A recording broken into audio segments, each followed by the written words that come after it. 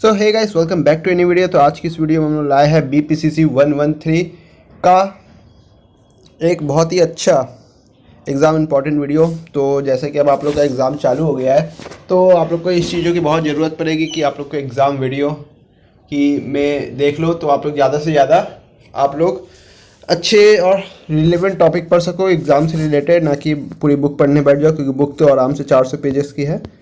ये इसका ब्लॉक 1 है, इसका एक और है ब्लॉक 2। ठीक है, दो बुक में, दो पार्ट में बुक डिवाइड है। एक है पार्ट 1, एक है पार्ट 2। ठीक है, भागो मत इधर उधर। तो जैसा कि हम बता देते हैं पहले यूनिट से, मतलब चैप्टर 1 से सब कुछ इम्पोर्टेंट होता है, क्योंकि चैप्टर 1 का ही बेस आगे तक खींचा जाता है और उसी में से उसकी अलग अलग ब्रांचेस निकलती है कि क्या है, क्या चीज़ नहीं है, क्या चीज़ होता है, सब कुछ निकलता है। ठीक है, तो हम लोग स्टार्ट करते हैं अपना चैप्टर 1। तो इंट्रो आपको हो गया एक तरह से कि आपको चैप्टर 1 तो कहीं से भी कुछ भी हो जाए स्किप नहीं करना है चैप्टर 1 को। तो चैप्टर 1 है अपना मनोविद्यलता। मनोविद्यलता क्या है, क्यों है, सब कुछ इसमें पढ़ लेना। और लक्षण क्या होता है, मनोविद्यलता का प्रकार क्या होता है, जैविक कारणात्मक कारक क्या होता है। ठीक है, इसमें कुछ मेन चीज़ें जैसे कि आनुवंशिक प्रभाव, जन्मपूर्ण प्रभाव, ये जो मेन चीज़ें हैं, ये टॉपिक्स, ये जो मेन हेडिंग्स हैं इसकी, और एक तरीके के सब जगह यही टाइटल्स यूज होंगे। आगे के सारे एक ध्रुवीय अलग अलग डिफरेंट टाइप के जितने मनोदशा विकार होते हैं, मनोविद्यलता या अलग अलग टाइप के डिसऑर्डर्स होते हैं, उसमें आपको यही देखने मिलेंगे। ठीक है, तो फर्स्ट यूनिट से सब कुछ इंपॉर्टेंट है। हम ऐसा नहीं बोलेंगे कि ये चीज़ इंपॉर्टेंट नहीं है, वो चीज़ इंपॉर्टेंट नहीं है। मनोविद्यलता को तो तोता की तरह याद करके जाना, कैसे भी लिख के याद करके जाना, या कैसे भी याद करके जाना कि इसका डेफिनेशन क्या होता है। तो अगर इससे रिलेटेड कोई भी आगे भी कोई क्वेश्चन आए तो इसकी डेफिनेशन लिख के ही आप आगे बढ़ना और फिर उस चीज़ों को एक्सप्लेन करना। और अगर इसकी डेफिनेशन आप सेंटर में नहीं लिखे या स्टार्टिंग में नहीं लिखे, तो एक छोटा सा कॉलम राइट साइड एकदम कॉपी में बना करके उसमें भी आप लिख सकते हो। तो थोड़ा सा अच्छे तरीके से लिखो, थोड़ा सा क्रिएटिव तरीके से लिखो। जैसे अगर सब लोग लिख रहे हैं वैसे ही अगर आप भी लिखोगे तो बात नहीं बनेगी एग्ज़ाम में। है कि एग्ज़ाम में बहुत अच्छे मार्क्स मिलते हैं। अगर आपको ऐसा लगता है कि इग्नू बस एवरेज मार्क्स देता है, तो ऐसा नहीं है। लेकिन एक टाइप्स पे मार्क्स मिलता है, अलग अलग टाइप से, अलग अलग स्टाइल से लिखोगे तो अधिक से अधिक मार्क्स मिलेंगे। और आप अपने क्रिएटिव दिमाग यूज कर सकते हो। तो ये सब कारक होते गए, जैविक कारक, आनुवंशिक कारक, जन्म में ही कुछ होता है, कुछ ग्रहण कर लिया जाता है जन्म से पूर्व, या कुछ ऐसी विषैली तत्व खा लिया जाता है ना, कोई चोट होती है, बहुत सारे कारक होते हैं, हमें तो याद है थोड़े बहुत, तो हम वो सब बता दे रहे हैं आप लोग को। लेकिन चलते अपन लोग यूनिट 2 पे। यूनिट 2 किधर गया, सारांश आ गया, आएगा यूनिट 2 अपना मनोदशा विकार। तो ठीक है, इसमें जो मेन जो दो डिसऑर्डर्स हैं हम आपको बता दे रहे हैं। मनोदशा विकार का परिचय तो मानी बात है पढ़ोगे, क्योंकि कोई भी मनोदशा विकार दोगे तो मनोदशा का तुम्हें थोड़ी सी 2 लाइन लिखना पड़ेगा। मनोदशा विकार क्या होता है उसको एक्सप्लेन करना पड़ेगा, भले ही क्वेश्चन में हो या ना हो। इससे तुम्हें अच्छे मार्क्स स्कोर करने में फ़ायदा मिलेगा। ठीक है, एक ध्रुवीय मनोदशा विकार और कारणात्मक कारक वही है, जैसे कि हम तुम्हें बताया, जैविक कारक, मनोसामाजिक कारक, उसमें चोट लग गई, कुछ हो गया, ये हो गया, एक बार चिपकाना स्टार्ट कर दोगे तो वो चिपकना स्टार्ट हो जाएगा। मेन होता है स्टार्टिंग कैसा है, फिर जो टाइटल लगा के उसमें जो राम कथा महाभारत लिखना हो तुम्हें लिख दो।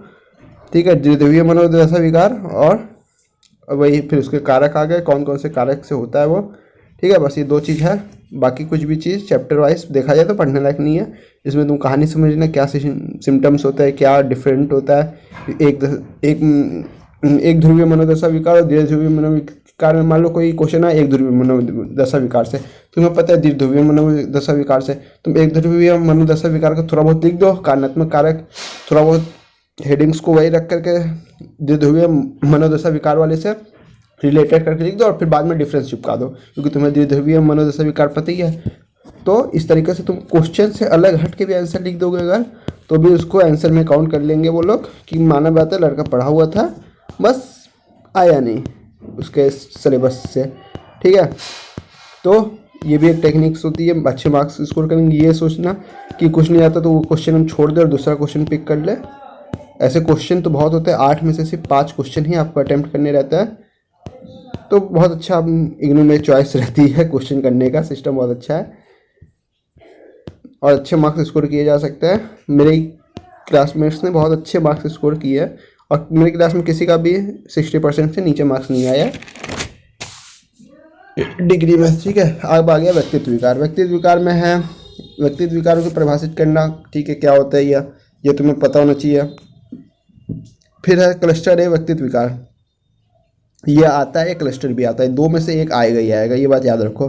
और एक ध्रुवीय में से और चैप्टर 1 में से कुछ आएगा, या तो फिर एक ध्रुवीय द्विध्रुवीय में से कुछ आएगा, या क्लस्टर है, क्लस्टर भी तो आएगा ही आएगा। ये तो एक फिक्स टॉपिक है इन लोगों के पास, जो ये पूछता है ABC में से कोई भी विकार ये अपने मन से पूछेगा ही पूछेगा। इसमें फिर वही चीज़ है, विकार के कारक क्या होता है। ठीक है, स्क्रिंजो क्या है, स्किजोइड और पैरानॉइड व्यामोह व्यक्तित्व विकार, इन सब में से भी दोनों में से कोई डिफरेंस दे सकता है 5-5 नंबर का करके, या किसी को एक्सप्लेन करने बोल सकता है। ठीक है, तो 1, 2 और 3 में से हम कहेंगे जो तुम्हें सबसे बेस्ट लगे वो पढ़ लो, जो तुम्हें ज़्यादा समझ में आए वो पढ़ लो, क्योंकि चॉइस जब रहती है तो फिर चिंता करने की कोई बात नहीं है। ठीक है, और हम कहेंगे ज़्यादा से ज़्यादा पूछा जाएगा या A या C, B भी पूछा जा सकता है। मेरा कोई ऐसा नहीं है कि हम मेरा कोई सर लोग से दोस्ती यारी हम बता दे तो वही होगा, लेकिन पढ़ा हुआ रहेगा। बहुत सिंपल होता है, अगर आप शॉर्ट टर्म मेमोरी का यूज़ करो और एक दिन पहले भी ये सब पढ़ के जाओगे ना, तो भी इसका लगभग होगा आप 90% हिस्सा तो आपके दिमाग में घुसा रहेगा, अगर आप जाने से पहले रील वील नहीं देख के जा रहे हो तो। नहीं तो वो सब टाटा बाय बाय हो जाएगा। फोकस करके जाओगे, जो पढ़े रहोगे, थोड़ी बहुत स्ट्रैटेजी समझ जाओगे ना कि क्या लिखना रहता है, फिर बनाने लग जाओगे। अगर 3rd ईयर तक आकर के अगर तक लिखना नहीं आया और इग्नोर को समझ नहीं पाए, मार्किंग सिस्टम नहीं समझ पाए, तो फिर बर्बाद है जीवन। ठीक है, तो आगे बढ़ते हैं हम लोग अपने 4th यूनिट पे। 4th यूनिट बहुत छोटा सा अपना है, मादक पदार्थ का उपयोग। अगर कोई भी गांजा चरसी नहीं है या है, ठीक है, वो आराम से बना करके लिखेगा और आराम से इसमें से क्वेश्चन आएगा, भले ही और टाइप में से आए, मतलब 8 क्वेश्चन में से आए। और देखना, हम सच बता रहे, अगर तुम पढ़ के अच्छे से अच्छा जाओगे, जितना हम बता रहे उतना भी एक दिन में भी, तो भी अधिक से अधिक तुम मार्क स्कोर कर लोगे, क्योंकि इसमें से एक क्वेश्चन आएगा। भले ही तुम्हें ऐसा हो कि तुम्हें 4-5 क्वेश्चन करना और 8 क्वेश्चन आए, उसमें से वो देखना तुम्हें ऐसा लगे कि ये वाला क्वेश्चन करे, ये वाला क्वेश्चन करे, मतलब तुम 6-7 क्वेश्चन तक तुम्हारे सिलेबस का आराम से पढ़ पाओगे, लिख पाओगे। चाहो तो तुम खुद कन्फ्यूज रहोगे कि ये वाला ज़्यादा पढ़े कि ये वाला ज़्यादा पढ़े, ऐसे करके तुम खुद कन्फ्यूज रहोगे। फिर हम लोग चलते हैं अपने नेक्स्ट यूनिट से। इसमें कुछ नहीं होता कि क्या होता है, निर्भरता क्या होती है। ठीक है, शराब का सेवन और निर्भरता विकार क्या होता है। भाई एक समय तक होता है कि लोग एंजॉयमेंट के लिए पी रहा, फिर वो एडिक्ट हो जाता है, फिर वो बिना पिए अपनी लाइफ को सोचता ही नहीं है कि इससे अलावा मेरी कोई लाइफ हो सकती है। ठीक है, यही सब होता है नशीले लोग में, है ना। फिर वो सोचता है हमारे जीवन का एक जीने के लिए हमें नशीले पदार्थ, शराब या जो भी इसमें दिए हुए हो मादक उपयोग, ठीक है, इसका विकार भी हो जाता है। कुछ लोग इससे रिलेटेड करते हैं कि ये चीज़ आज नहीं किया तो वो चीज़ वैसा हमारे साथ घटित नहीं हुई घटना, या इससे हम अलग है। ठीक है, यौन विकार और जेंडर डिस्फोरिया, इससे भी एक क्वेश्चन आ सकता है। ऐसे कोई बात नहीं है कि 100% आए, सिर्फ आएगा तो एक चीज़ आएगी, वो आएगा यौन विकार क्या होता है। ठीक है, इसमें कोई बहुत लंबी चीज़ नहीं आएंगी, या आएगा जेंडर डिस्फोरिया क्या होता है। इसमें भी कोई बहुत चीज़ नहीं आएगा, ये पूरा चैप्टर को आप स्किप कर दो। ये 2 चीज़ों को सिर्फ समझ करके, डेफिनेशन और इनकी कहानी समझ करके, तो ये चैप्टर आप चाहो तो स्किप कर सकते हो। ठीक है, फिर हम चलते हैं नेक्स्ट चैप्टर की ओर, जो कि है अपना यूनिट 6, और स्टार्ट करते हैं अपना हम यूनिट 6। किधर गया भाई, आजा भाई। इसमें कहानी बहुत है, अगर तुम कहानी को लिखना समझ गए। अच्छा, तो यूनिट 2 अब स्टार्ट होगा बुक के 2nd पार्ट में, तो आप इसको बंद करते हैं, नया पार्ट ओपन करते हैं। तो मिलते हैं नेक्स्ट पार्ट में। तो ये आ गया बुक का नेक्स्ट यूनिट या नेक्स्ट पार्ट, जो कि स्टार्ट होता है हमारा यूनिट 6 से। तो हम लोग कहाँ थे कि 5 वाला को इतना ध्यान नहीं देना और 6 वाले को स्टार्ट करना है। 6 वाले से स्टार्ट करना है। तो मानसिक विकार तो है, ये चैप्टर अपना क्या है, मानसिक विकारों की चिकित्सा का परिचय। ठीक है, तो यहाँ से एक नई कहानी स्टार्ट होगी, जो कि होगी मानसिक विकार के लिए चिकित्सा। ठीक है, तो इसमें होता है सबसे इंपॉर्टेंट चीज़ आती है मानसिक चिकित्सा। ये एक इम्पॉर्टेंट टॉपिक है, इसके बारे में बहुत अच्छे से पता होना चाहिए, क्योंकि इससे रिलेटेड आपको 11 में भी, 12 में भी, और 12 ये 13 है ना, हाँ ये 13 है, 11, 12 और 14, और यहाँ तक कि 41 और 42 और 43 में भी इससे रिलेटेड आपको काम पड़ेगा, और सेकेंड ईयर में भी इससे काम पड़ा होगा। मतलब ये चीज़ आपको बहुत अच्छी से पढ़ी होनी चाहिए, और इससे रिलेटेड बहुत सारी चीज़, मानसिक चिकित्सा और परामर्श के बीच अंतर, मानसिक चिकित्सा और मार्गदर्शन के बीच अंतर, ठीक है, मानसिक चिकित्सा का दृष्टिकोण क्या क्या है, ये चीज़ बहुत अच्छे से पढ़ा होना चाहिए। क्योंकि इसमें डायरेक्ट ये नहीं होता कि मानसिक चिकित्सा क्या होती है, क्वेश्चन ऐसे आएंगे इसमें, जो मेन क्वेश्चन इसमें बनता है। ऊपर के जो लाइंस लिखे हैं, मानसिक चिकित्सा और परामर्श के बीच अंतर, इसमें से भी एक क्वेश्चन आ सकता है, मानसिक चिकित्सा क्या है, मानसिक चिकित्सा और परामर्श के बीच अंतर बताइए।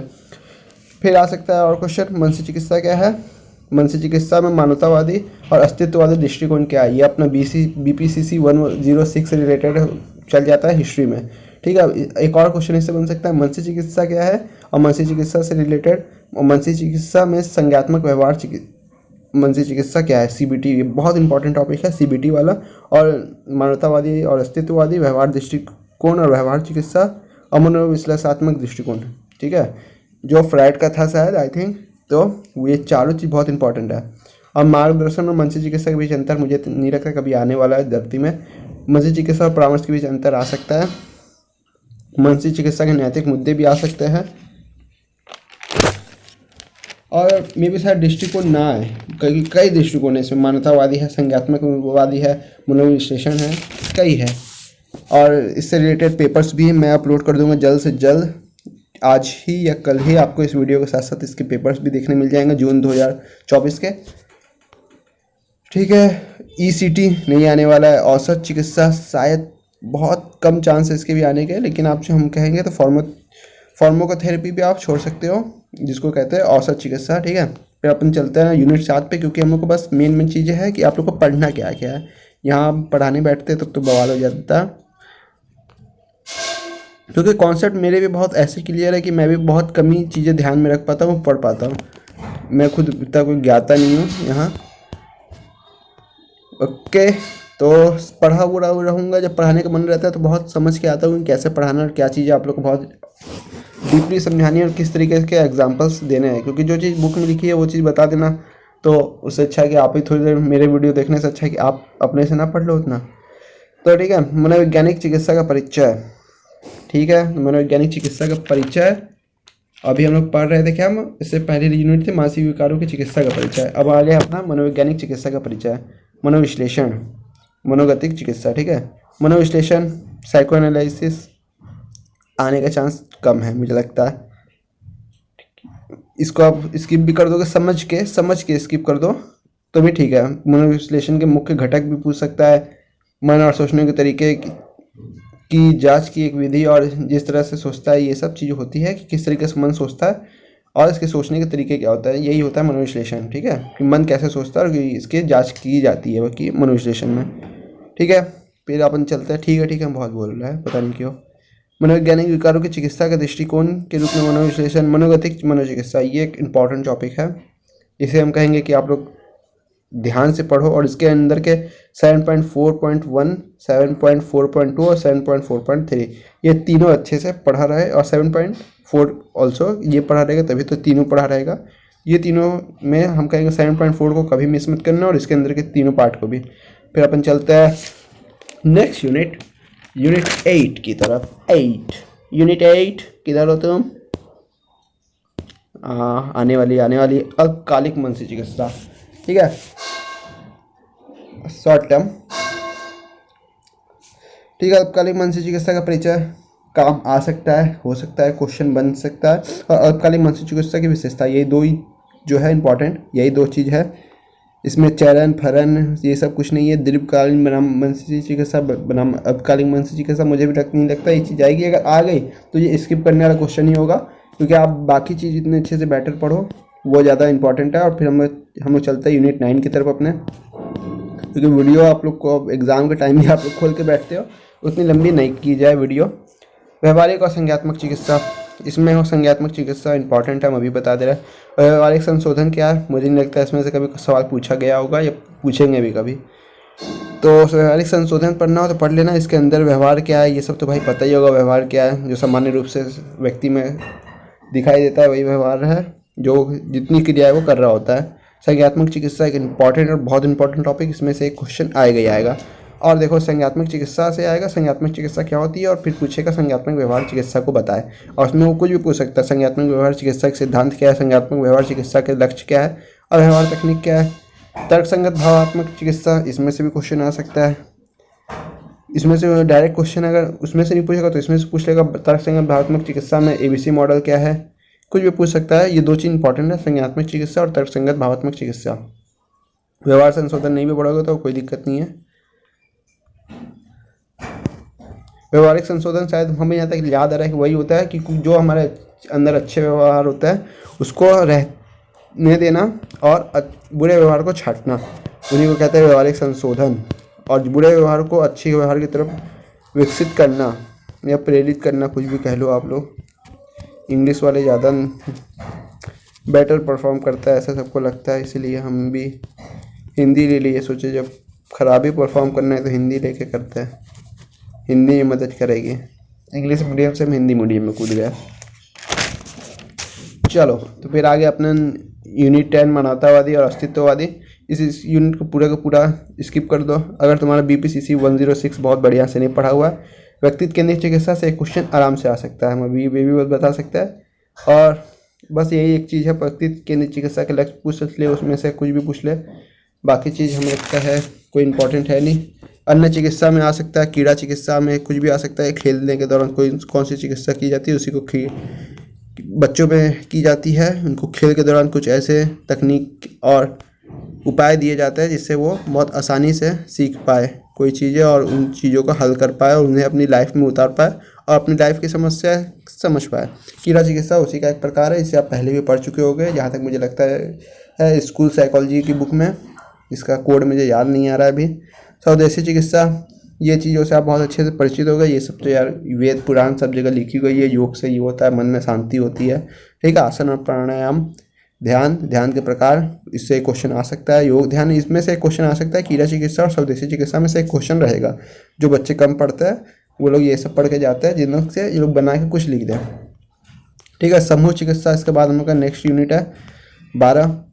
उसमें समूह चिकित्सा में भी बहुत सारी थेरेपी होती है। समूह चिकित्सा में जैसे स्कूल काउंसलिंग क्या होती है, जब 10th होता है तो हमारे प्रधानमंत्री श्री माननीय नरेंद्र मोदी करते हैं एक बहुत अच्छा कार्यक्रम जिसे कहते हैं परीक्षा पर चर्चा। वो एक तरीके की स्कूल थेरेपी काउंसलिंग ही है। बच्चों के माइंड पर से 10th का और 12th का एग्ज़ाम प्रेशर हटाने के लिए, ठीक है। तो उसी को कहते हैं समूह चिकित्सा। उसका एक बहुत अच्छा उदाहरण है पारिवारिक चिकित्सा। परिवार में काउंसलिंग की जाती है जिससे कोई परिवार में बहुत बड़ा कोई द्वंद्व हो या किसी भी तरीके की कोई बहुत अच्छी तरीके से किसी आपत्ति को या दुर्घटना को या घटना को झेला, तो इस तरीके की थेरेपी की जाती है जिससे सबका मन शांत हो। जैसे भूकंप आना, कोई भूस्खलन या कहीं किसी चीज़ को जलते हुए देख लेना अपने घर के सामने, उस टाइम फैमिली थेरेपी या की जाती है इसी टाइम पर, ठीक है। तो ये इसका उदाहरण है। समूह चिकित्सा आ सकता है, परिवार चिकित्सा आ सकता है। दोनों कहानी की तरफ पढ़ लेना और खुद ब खुद रिलेटेबल टॉपिक है। हम फिर मिलेंगे अपनी एक नेक्स्ट बुक में एक अच्छे वीडियो में, क्योंकि वीडियो अब 18 मिनट का हो चुका है तो ऑलरेडी हम आपका टाइम वेस्ट नहीं करेंगे। जाते जाते वीडियो को लाइक और चैनल को सब्सक्राइब करते हुए जाइएगा। Thank you for watching guys. मिलता है नेक्स्ट लेवल के नेक्स्ट वीडियो में। और हाँ, अपने एग्ज़ाम पेपर को मेरे चैनल पर देख लेना। मेरे चैनल पर 1 2 3 4 3 तो मुझे लगता है हर सेशन के पेपर है। 3 पेपर आपको हर एक कोड के देखने मिल जाएगा। So thank you for watching guys. मिलता है नेक्स्ट लेवल के नेक्स्ट वीडियो में। Tata bye bye.